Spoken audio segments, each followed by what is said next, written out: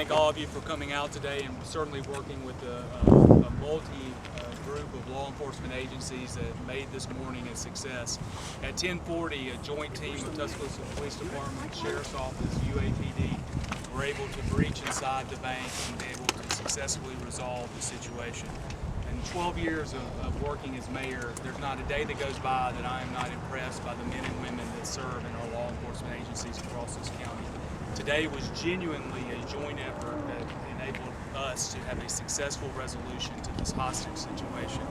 This could have been a very dangerous situation. It certainly had a lot of variables. But those men and women involved today made sure that the families who I talked with earlier, that their loved ones came home safe. Last night certainly was a disappointing night for many across Tuscaloosa, but this morning you get to see what's truly important in lives, and that's the people that we love and people call Tuscaloosa home. You know, they have a type of security and professionalism that ensures when things like this happen, they're going to get the best of the city of Tuscaloosa, the Sheriff's Department, UAPD, and our federal law enforcement partners. It's my honor to turn this press conference over to the gentleman who led the operations on behalf of this joint team. Certainly in the last 8 years of working with Steve Anderson, if there's a better police chief in the nation, I certainly want to meet him. I had an opportunity to observe the operations in the final moments of it, and his command, his leadership was something to behold and made me proud to work with him every day. So Chief, it's an honor to turn it over to you and to let you describe as much as possible the events and introduce our partners who ultimately made today's outcome extremely positive. Chief? In response to this bank robbery, we had assistance from the University of Alabama Police Department, the Tuscaloosa County Sheriff's Department, and the FBI field office out of Birmingham and Tuscaloosa. We were able to go into the bank after determining that the individual was in a certain part of the bank and take him down without any injuries to the suspect or the hostages that were being held inside.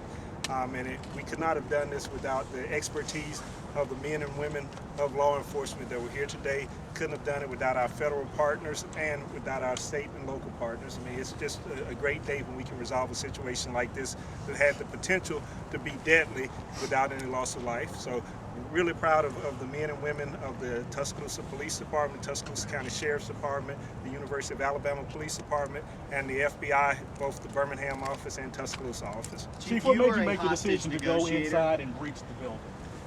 Based on what we were able, the information we were getting outside, we knew where the individual was and we knew he was not with the hostages at that time. And so based on that information, we made the decision that it was best to go ahead and end it right then. And so we did. And thankfully we were able to end it without anyone getting hurt. Chief, what prompted all this? Inside the administrative offices inside the union? He was actually in the credit union itself. What did he want? Why was he in the first place? Yeah, bank robbery, yes. That's what his motivation was. What's his connection to the bank, or do you know? We do not know that at this time. How did it go from a robbery to a hostage situation? When the call came out, the University of Alabama Police Department responded really quickly, and it prevented him from being able to exit the bank, and that's what prompted him to go ahead and stay inside the bank and hold hostages. What kind of weapon did he have? I'm not going to disclose that information at this time. What business were wasn't the open at the conversations time, like with him as it went on? Before the business was even open? We believe that he might have been waiting on the bank to open up and went in at that time.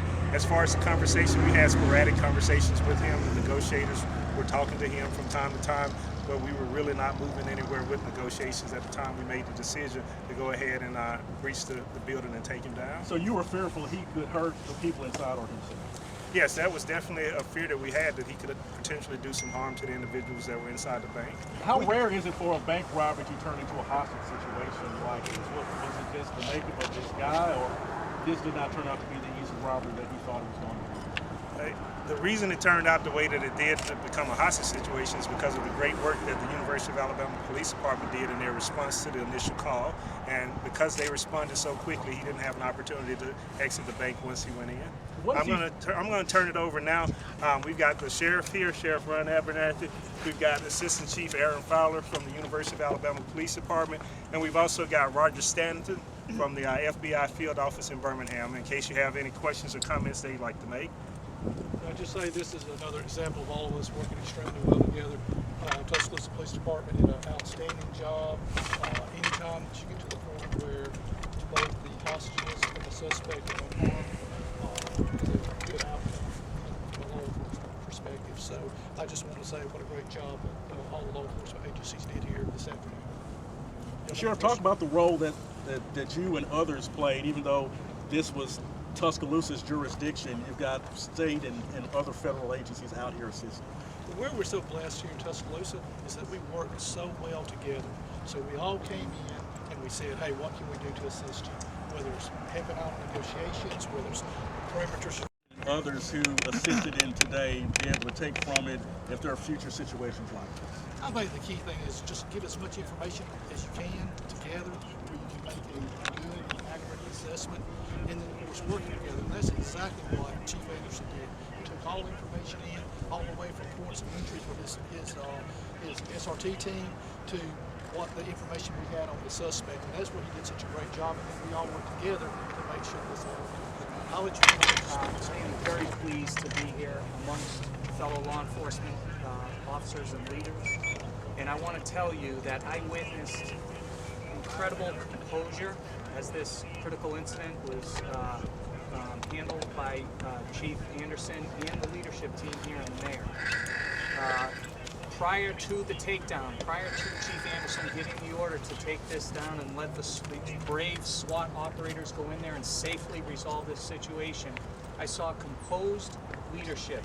The mayor giving his leadership, the chief, the sheriff, UAPDs, everyone played a role in the leadership of making this a composed, very brave response to save these people.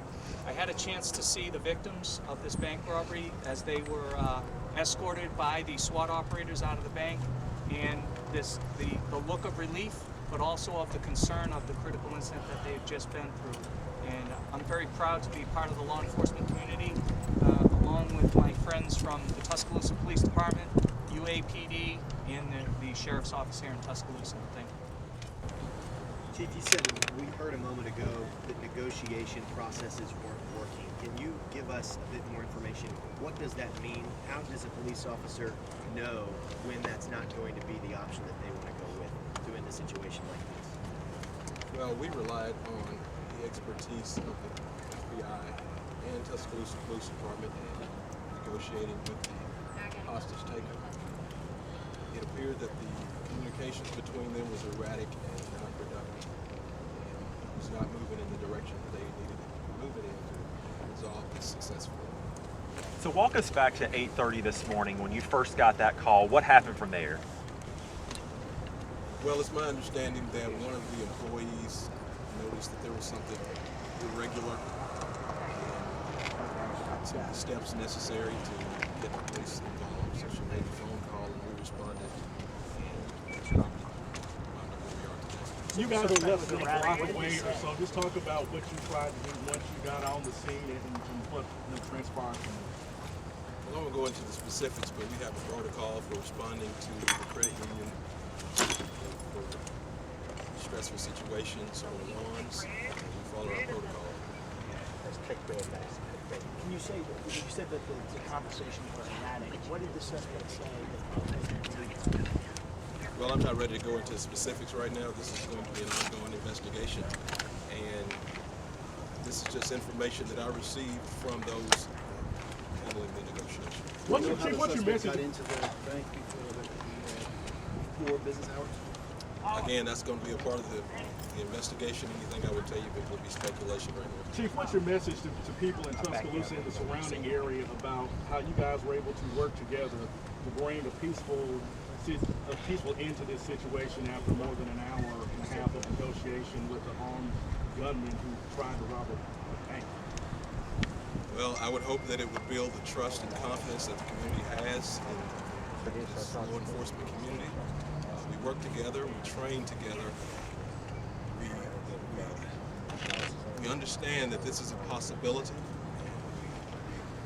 I always want to make sure that we're prepared. And the University of Alabama is in a great position because we are surrounded by such professionals. The Sheriff's Office, the Tuscaloosa Police Department, and our interaction with the local and the Birmingham division of the FBI is what keeps us where we are.